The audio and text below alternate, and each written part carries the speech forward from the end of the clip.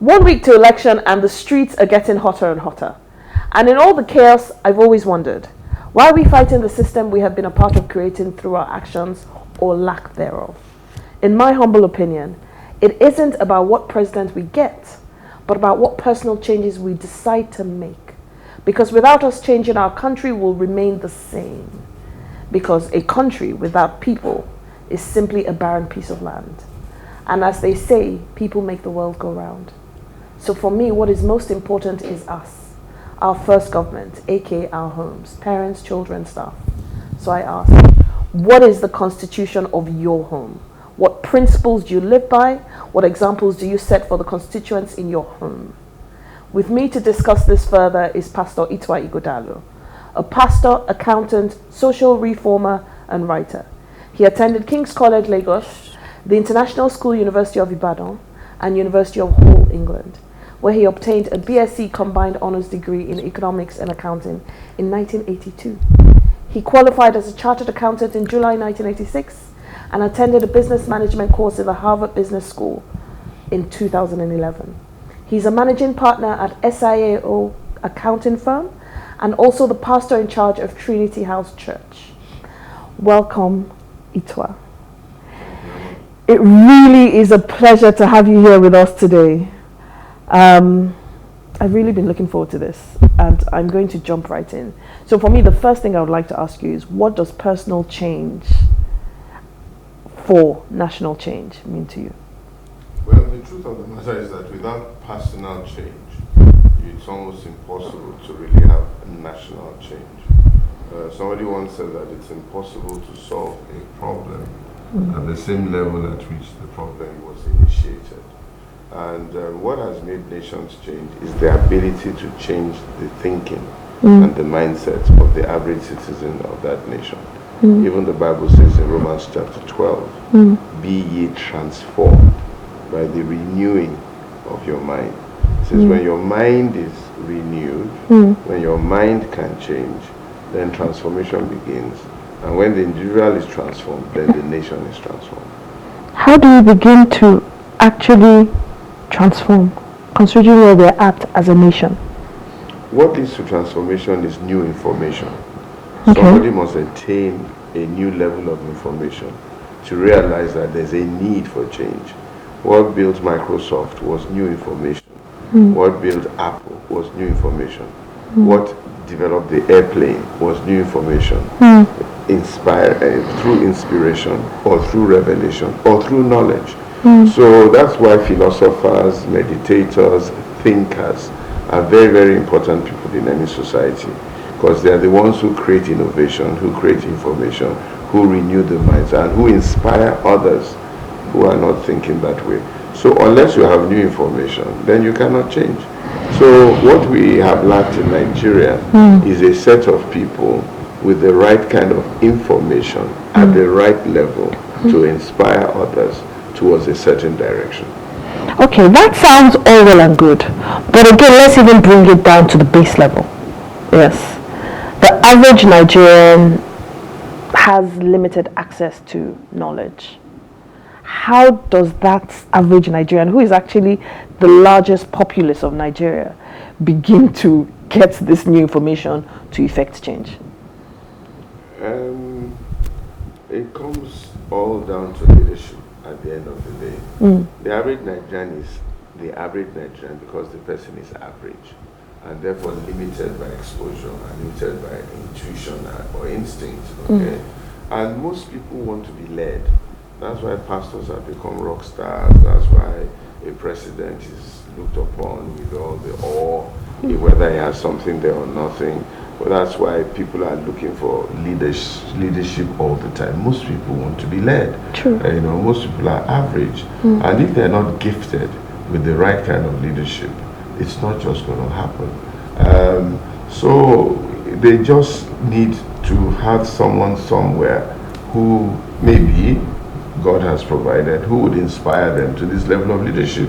But the simple thing that you want to drop in there for most people is that most people should begin to speak to themselves to try to aspire to greater levels of development or achievement or success. They need to begin to speak to themselves. But the truth of the matter is that when people have not been told, they've not been educated, they've not heard it, it's very, very rare that you get them inspiring themselves. Once in a while, you get a breath of fresh air, somebody gets divine inspiration, or somebody gets motivation from something. Or like Achimede is sitting in the bathtub, watching an apple drop, and then suddenly he develops the principle of density and flotation and things like that. It's not often that you get that kind of experience, you know. So it's a very catch-22 situation, to be honest. Very, very catch-22. Yeah, it sounds like it. And in this getting good leadership to inspire you and motivate you, considering where we're at today, elections is literally around the corner.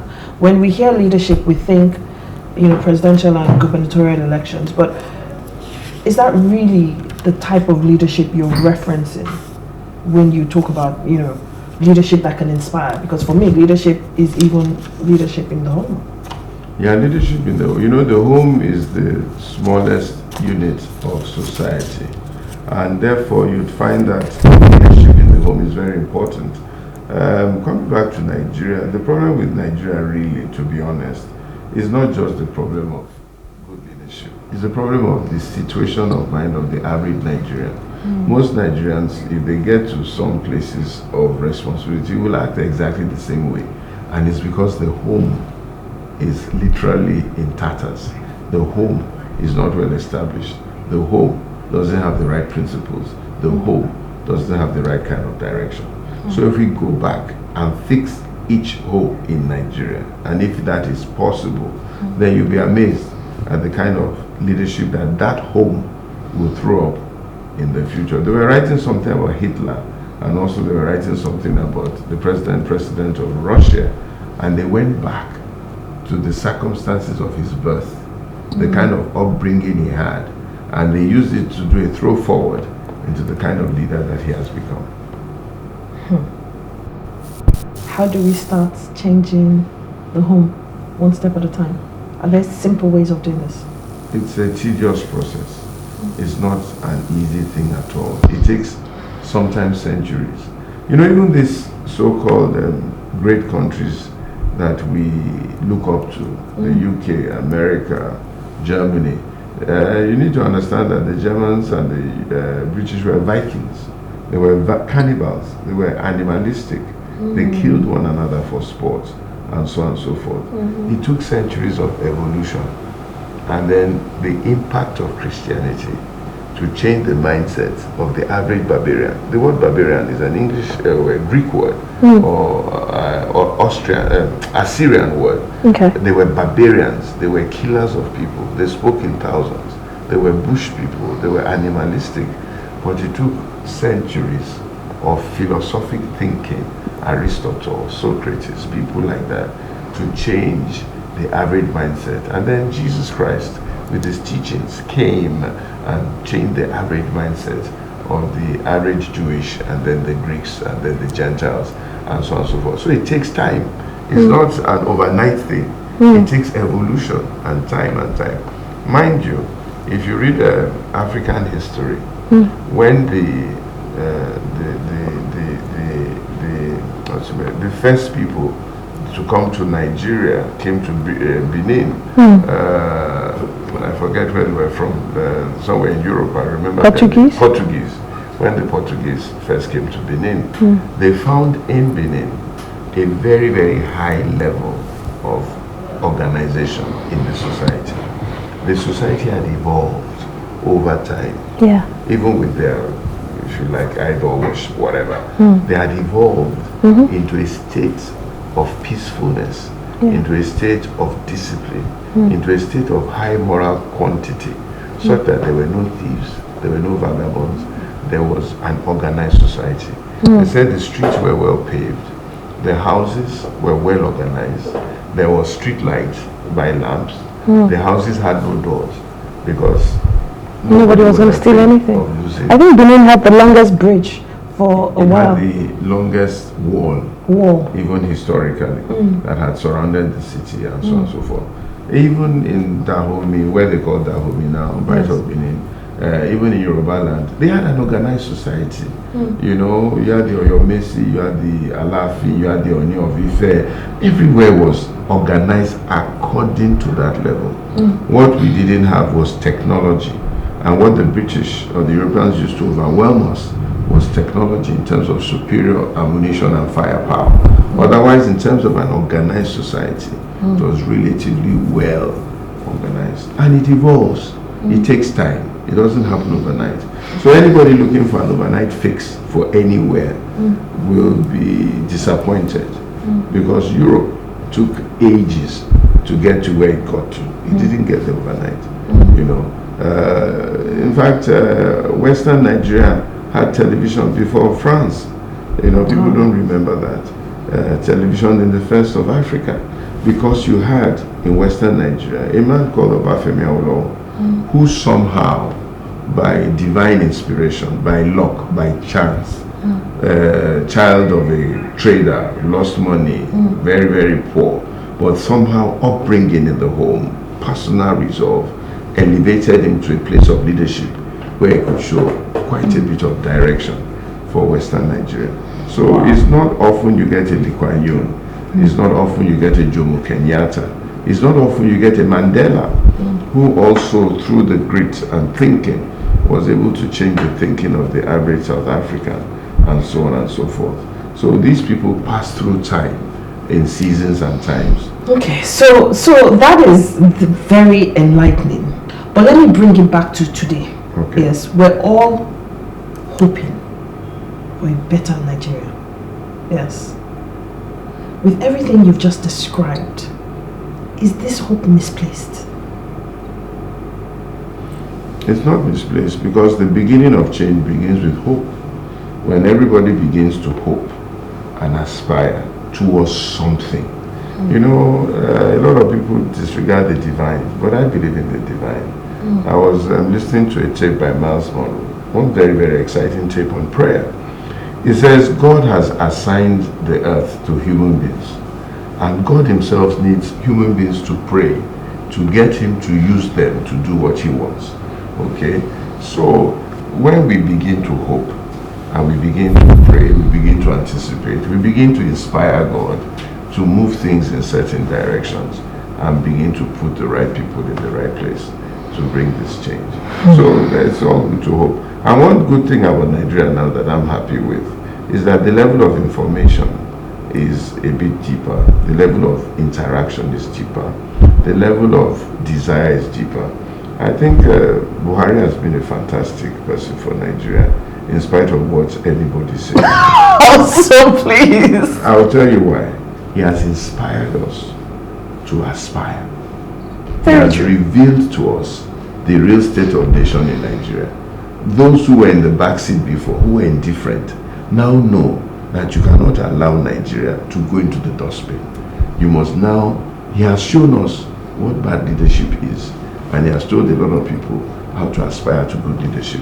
So if you look at the Double Rivers, I think he's been a good inspiration to wake up people like you to begin to now think about Nigeria. A lot of people like you took Nigeria for granted. Everything seemed to be okay. So let me go about minding my own business, solving my own problem, doing this and that. But now when everybody cannot go to the bank to collect money, people now begin to think that, come on, this is not right. When young children have their mates being killed on the streets, they're not beginning to think that, this police brutality cannot continue. When you no longer have power or access to power, they're not beginning to think that, what's wrong with them in Asoro that we don't have power? Let's even begin to challenge this Asoro. In fact, you, Feran, go and run for president and let's see what you will do. Now people are inspired. For the first time, people are looking forward to an election. In those days, people look for election as public holiday. So somehow, out of every bad situation comes something good. There's a story I tell, the story of Ruth. And a lot of people do not know that Ruth, her life was not an easy life, especially for Naomi. She lost her husband, lost 2 sons, became extremely poor, went back to Bethlehem in total tatters, only for God to use that very bad situation to bring forth a Boaz who became the father of Obed, who became the father of Jesse, who became the father of David, who became the father of Jesus Christ. God always uses bad situations to bring something good out. And I'm glad that Nigeria has gone through this darkness. And hopefully, most Nigerians will now be inspired to say, no more. You know, the Chinese, they became great China after British had dealt with them, Britain had dealt with them, and sent them opium and dealt with them and this. Then somebody rose up in China and says, no more. Yeah, very true. Very true. So we need to get to that situation in Nigeria, unfortunately, where people like you and your friends say no, and you go out on Saturday and you vote, and you vote I am going to for vote those for the first time in my life. You see, thank God for Buhari that made Feran vote for the first time in her life. So I find that for me, it's not such a bad thing. We've been through a lot of pain, but sometimes if you don't go through pain, you don't get the cure for cancer. You have to go through pain to get the cure. Okay, so to round off, I just want to quickly ask you one question. What does an ideal Nigerian citizen look like? Well, at this stage and age, you want a citizen that's first of all nationalistic. This is almost totally missing in our lexicon. We are first of all from a certain tribe or from a certain region or from a certain state before we are Nigerians. You know, and this is not to be unexpected, to be honest, because Nigeria is an artificial creation. Nobody who is so-called Nigerian today said, I want to be a Nigerian. We just woke up and found ourselves as Nigerians. And we're not even sure what it means to be a Nigerian. Okay? So we're first of all Igbos or Hausas or Yoruba or Kanuri or Nupe before we're Nigerian. So we're still trying to struggle to find out what is this thing called Nigeria.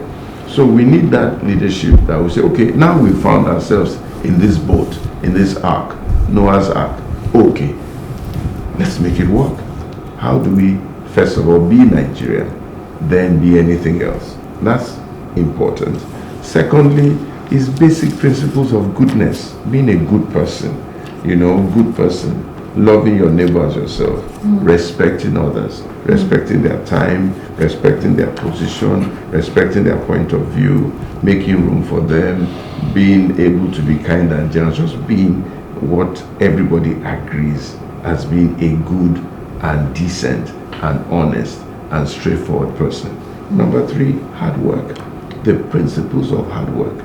Ready to really contribute your own to make it possible. Number four, fairness and open plate for most people to operate it, you know, and so on and so forth.